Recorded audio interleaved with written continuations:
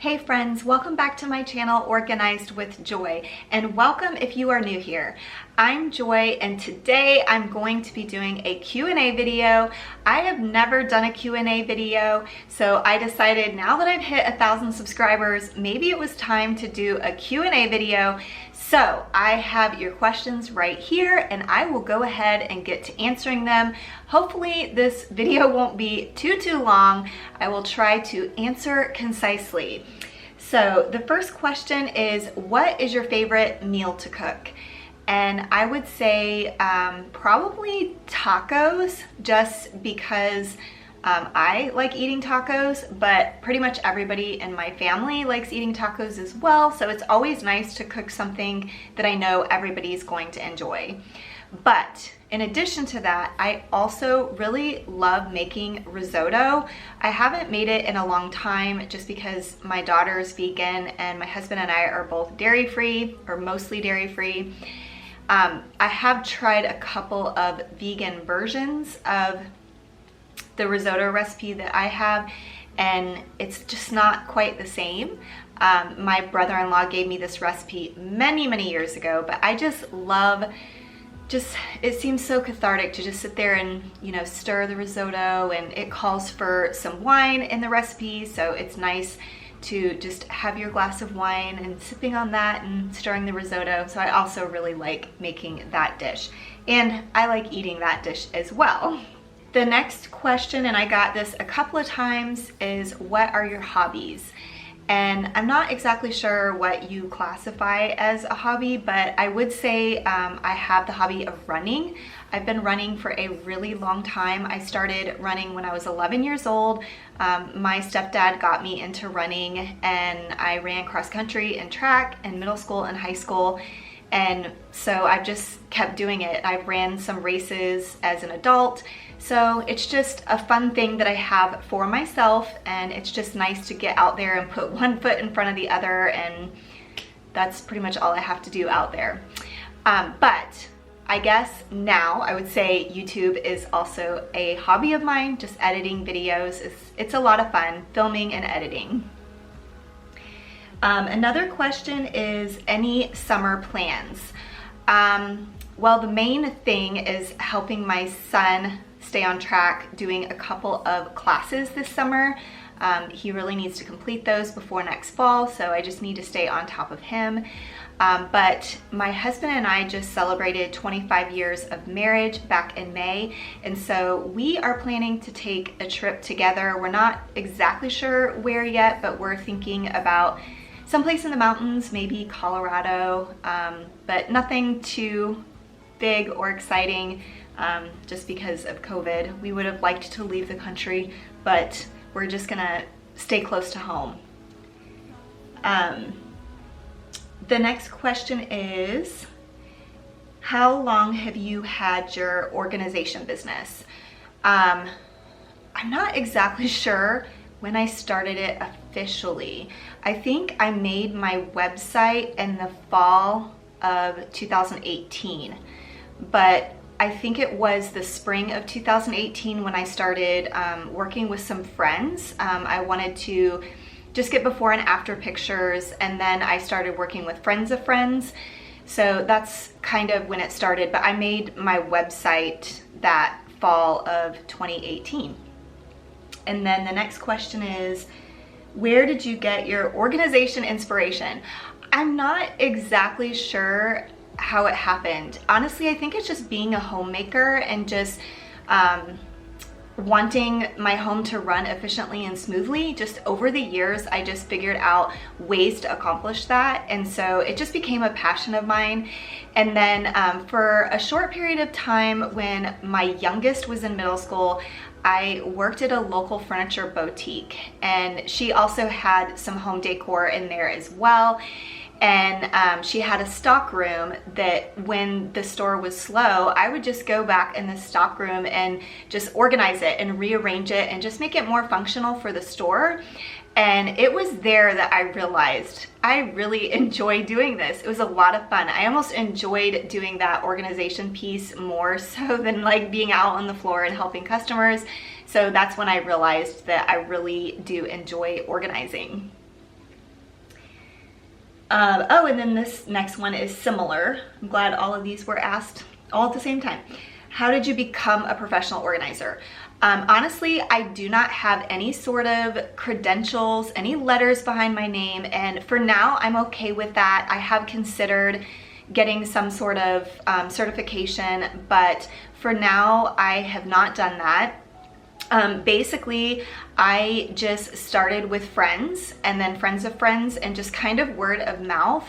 But I just started it up on my own. Like I said, I just learned how to construct a website, and I just made my website, and I actually have a blog on the website as well. So I do some blog posts over there. But I just kind of decided to start it on my own. Like I mentioned, I really got inspired after working at that boutique here in Austin, and the gal who owned the store really inspired me too. As a small business owner, I was like, I could be a small business owner. So I just decided to give it a try. What's your idea of a fun summer activity? Well, I guess here in Austin, it pretty much has to be indoors or water activities. I do like swimming in the pool with my family or just like laying by the pool. If I lived in a more mild summer climate, I would love doing like outdoor concerts, but it's really hot here in Austin. We have done outdoor concerts in Austin before, but it's pretty miserable because of how hot it gets. What inspired you to start YouTube? And I think saw this question a couple of times. And then the one below it says, how did you get started with YouTube?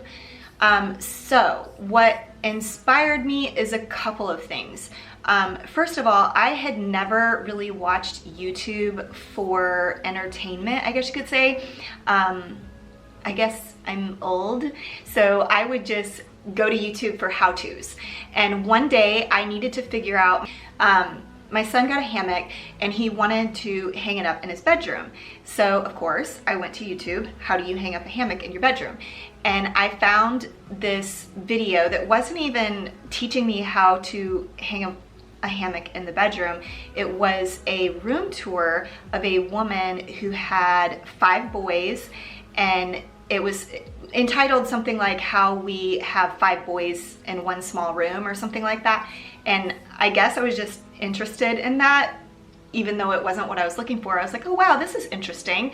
And so I clicked on it, and then I found this woman's channel, and then I started binge watching like all of her content. And she did have a lot of like family content. She had a big family, and she was a homeschooler, but she also had a lot of organization content, and I was very curious to see, they live in a very small house, how they kept everything organized with a small house and with a lot of kids. And then I just started feeling like she was my friend or something. Like I just really enjoyed her content. Her name is Andrea Mills, and in case you don't know her or haven't heard anything about her, she actually found out kind of suddenly that she had advanced stage cancer. It was almost 2 years ago now. It was August of 2019, and she did end up passing away. And I know her husband has kind of tried to keep the channel alive, but she really inspired me because she was like the first YouTuber I ever really started following and enjoying their content, like on an entertainment level. And after she passed away, I don't know, I just was like, well, first of all, I was really sad. I was sad for her family, of course, for her husband and her kids. But I just started realizing that life is short. And it was shortly after she passed away that I ended up starting my YouTube channel. It was that fall of 2019 that I started my YouTube channel. And so that kind of inspired me, I guess you could say. But I did start my channel in part as a way to market my company. That's why you see in most of my videos, I tag that I'm in Austin. I just wanted to try to get my company's name out there, and if anyone saw these videos who lived in Austin, who was interested in some organization help that they might contact me. So those are kind of the two reasons why I started my channel. The next question is, I'm sorry, these are kind of all over the place. I'm just reading them like in order that they came in, so they might kind of be all over the place. Where did you grow up? So I grew up in a really small town in Indiana. It was just outside of Fort Wayne, Indiana. If anybody's heard of that, it's in the northeast corner of Indiana. And then another question is, what is your favorite color? And for the longest time, I could not figure out what my favorite color was. I was super indecisive, but somewhere along the way, I realized that I always gravitate towards green, which is kind of funny because I'm not wearing green today, but a lot of my clothes are green. But I have a lot of green undertones in my home. I'm not like an overt color green person, but even my office, I don't know if you can tell, it almost looks black, but it actually is a very dark green color. And I painted our cabinets kind of a grayish green, and then our living room is painted kind of a light grayish green. So I don't know, I feel like I like green. I also love the outdoors, so maybe that's why I gravitate towards the color green, because it's kind of like leaves and grass and all the outdoorsy things. What did you want to be when you were growing up? So this is kind of interesting, but I guess when I was really young, I just wanted to be a writer. I wanted to write books. I loved writing. My grandmother, my mom's mother, was a huge part of my life, and she loved poetry and writing, and she always encouraged me in my writing. And so I just loved writing, and I wrote for my newspaper and yearbook growing up in middle school and high school, and I just really loved writing. Well, now, you know, fast forward, I write on my blog, so I kind of do what I wanted to do what I said I wanted to do when I grew up. But when I went to college, I didn't know exactly. I'm like, I can't really be a writer. Like, that's not really a good career path if I want to make money. So I decided to go into the field of journalism. And so I took journalism classes in college, and I, through talking to an advisor, decided that I wanted to do public relations, because it allowed for you to write a lot. You would write press releases or pamphlets or things like that for a company.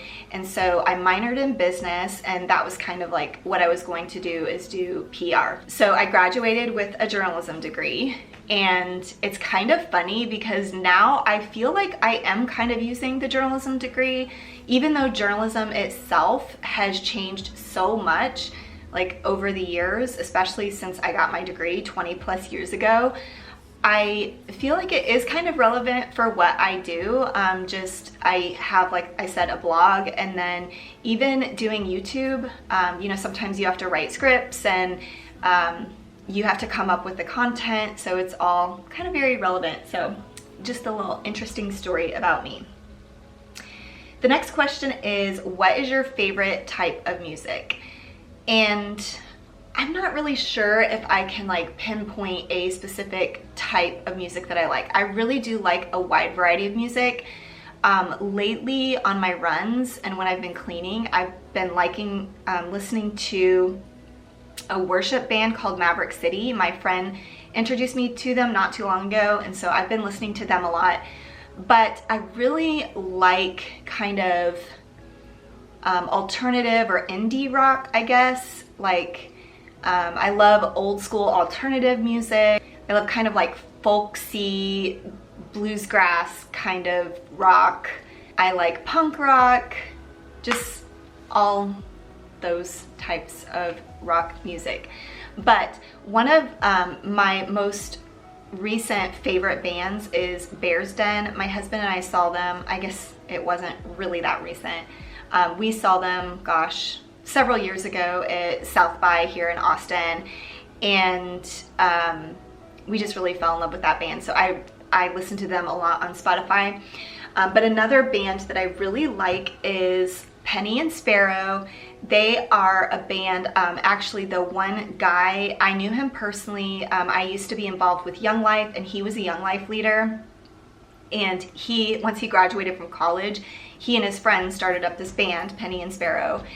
And now they travel, and I mean, well, not now, but because of COVID, but you know, now they do shows and stuff like that.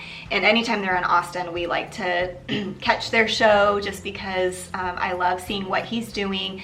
But when I was looking for a music subscription service to use on YouTube, I found MusicBed. I noticed that they have music on MusicBed, and I was like, I feel like this is a sign. I need to use this music subscription service. So I did go ahead and use that subscription service. So sometimes I do use their music in my videos. I actually haven't in a long time, but I will play just a short clip right here so you can see what that music sounds like. My husband and I love going to see live music here in Austin. It's one of our favorite things to do, and it's what we have missed the most about COVID being here. Don't you quit on me. Don't give up. Don't you quit on me.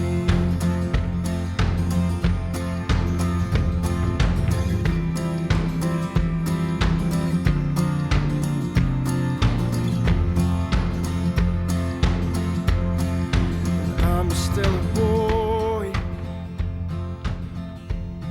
but you're not the same.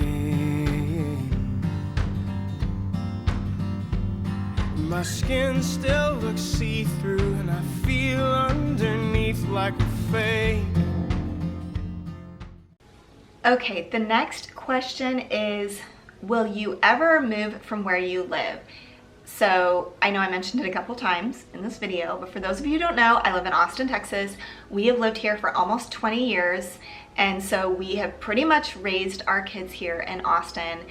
And I don't know, my husband and I are both pretty adventurous, and it's surprising that we've lived in the same city for so long. We have lived in different areas in Austin over those 20 years, but we actually moved around a lot in our early marriage. As a matter of fact, all three of our kids were born in 3 different states. So it is kind of weird that we've been here for so long. Austin's kind of like a vortex. You just get sucked in and you stay. But with all that said, I think my husband and I are both open to moving to a different place. I have always loved the mountains and have dreamed about living there one day. But I guess it really is dependent on what we end up deciding to do because of our kids. So, you know, if all 3 of our kids as young adults live here in Austin, it probably makes sense to just stay here in Austin. So we're just kind of open to the idea of moving someplace different, but for now we are going to stay here until our youngest graduates from high school. So that will be at least 1 more year. That's a whole nother story, but he will probably graduate about a semester late from high school. So we'll be here for at least another 1.5 years. Okay, the next question is, what's your dream vacation? Y'all, you asked the best questions. This is such a good question. That is a very good question. I'm gonna say probably dream vacation is like to go skiing in the Swiss Alps. Like I love skiing, and I love like being cozy and sitting by the fire at night and all of that. So that would be amazing to ski someplace that is different than the United States. But I've also always wanted to like stay in one of those little like romantic huts over the ocean, like Bora Bora or something. So that would also be a dream vacation. That would be pretty amazing. So for my husband and my 20th anniversary, we went to an all-inclusive resort in Puerto Vallarta, and we were like, this is amazing. We should get away, just the two of us, more often. And so we were already like planning and plotting for our 25th anniversary. And now here we are, 5 years later, 25th anniversary.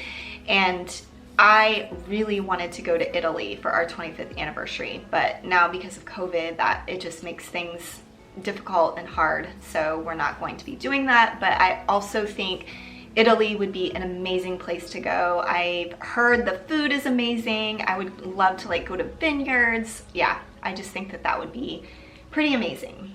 Okay, I have just a few more questions here. This question is, who is your favorite famous or big YouTuber that you watch and why? You know, I don't consistently watch very many big YouTubers anymore. I like to support smaller channels and I like to support people who support me, to be honest. But there is one woman who I consistently watch still, and that is Crystal Tara. And the reason why I continue to support her is because I feel like she is still so relatable. So she's like just under 100K subs right now. She's almost there, and she's had a YouTube for a long time. I think she's been on YouTube for like 6 or 7 years, but she is very relatable. She's down to earth. She has her kids on her channel, but it's not her primary focus, which I really appreciate. I don't feel like she uses her kids for content. Yes, they do appear on her channel, but her channel is primarily like home decorating, home projects, organization, cleaning, that sort of thing. But she is just the sweetest person, and her kids are fairly young. I think her oldest is like maybe 9 years old, maybe 10, I don't know. But anyway, she reminds me so much of how I was as a mother when my kids were younger. And so I kind of like live vicariously through her, like reliving the days when my kids were young. And they even have a beagle, which we used to have a beagle too. And so I just really love her content. Also, maybe this is a little bit controversial, but I feel like it's really obvious that she doesn't necessarily use YouTube as like a primary source of income. I know her husband does still work, but it's obvious that she's very intentional about which sponsorships she will take. And so I also really appreciate that. You can just tell that she just loves doing YouTube and that it's just a fun hobby for her. And so and like I said, she has the cutest personality. So if you're not following her, definitely go check her out and subscribe to her channel. Get her to 100K subs. She for sure deserves it. I'm not exactly why she hasn't hit that milestone yet, to be honest. How long have you lived in Texas, and do you ever consider going anywhere else, or does it feel like home? So I think I answered both of those questions when I was talking a little bit earlier about potentially moving someplace else. So we've lived in Texas for almost 20 years. It'll be 20 years this summer, and I did basically already answer that. I do have to say though, I feel like Austin is home to me. Like whenever we go out of town and we come back home, I'm just like, it's home. Like especially this particular neighborhood where I live, I just feel like it's home. This is another really great question. I love this question. What are you most excited about in life right now? That is such a great question. I guess I am excited about YouTube. It's been really fun. It's been a fun journey. I'm excited to see where it might go. But also I'm just excited, not that I like want my kids to hurry up and move out, but I am excited about the idea of being empty nesters. I have heard amazing things about it, and so I am already starting to look to the future and just get excited about what the next chapter of our lives as a married couple holds, and just what we're gonna be doing with the rest of our lives. I'm excited about that. So this question says, how did you get started on YouTube? And I guess I kind of answered that as well. I think I answered that. Basically, I just put on my life vest and I jumped in. I was so nervous to post that first video. If any of you are YouTubers, you know that feeling, like when you first post that first video, you're like, what am I doing with my life right now? Like, am I actually going to do this? But yeah, I'm glad I did. Okay, this one says, what do you enjoy the most about your YouTube journey? What has it taught you? And what inspired you to start your own channel? Well, the last part of that question I did for sure answer. But what do you enjoy the most about your YouTube journey?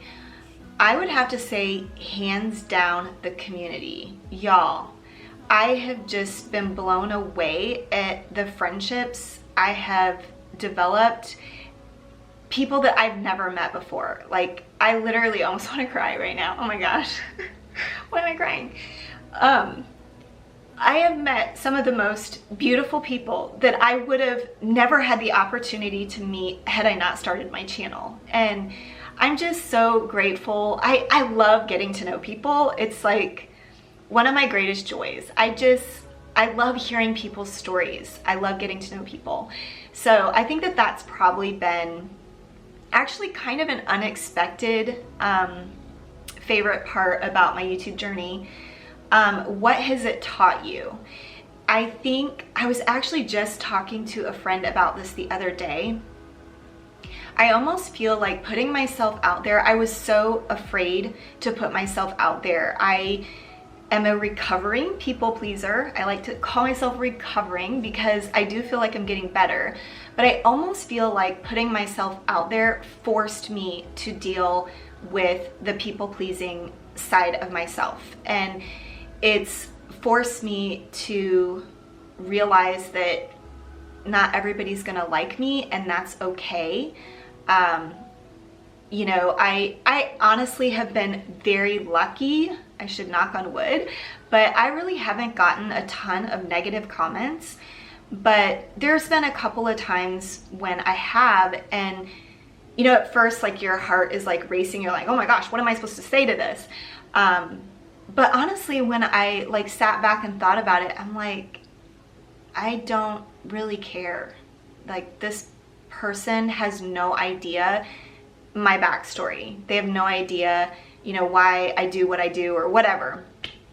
But I do feel like it has helped me to grow in this whole not caring what people think and just being brave and just putting myself out there and saying, take it or leave it, like, I don't care. And how long have you been on YouTube? So I have had my channel for a little over a year and a half. I started, the first video I ever posted was November 1st of 2019. So that is how long I've been on YouTube. And then I did have a couple of more questions that I had. And one was, what does your husband do for a living? And I always feel like it's kind of hard to explain what he does for a living, but I guess if I were to explain it in simple terms, I would say he does digital marketing for a company. So he analyzes websites and helps to optimize those websites. I have joked with him that I need to hire him to optimize my website and to optimize my YouTube channel. So maybe somewhere down the road when I make money, I can hire him to be my SEO guy. And then lastly, I have this, it's kind of silly. It's not really a question, but it did come up in my question box. It said, let's talk about your earrings. And I do have to say, I do get a lot of comments on my earrings. It might be the thing that I get the most common comments on, my earrings. So if you haven't noticed, I feel like my large leather earrings are kind of like my trademark, I guess. I don't always wear leather earrings, but I do wear them a lot. I got my first pair probably like 7 or 8 years ago now, maybe. I can't remember exactly when I got them, but I loved them because they're so light, but they're like big and they're a statement piece.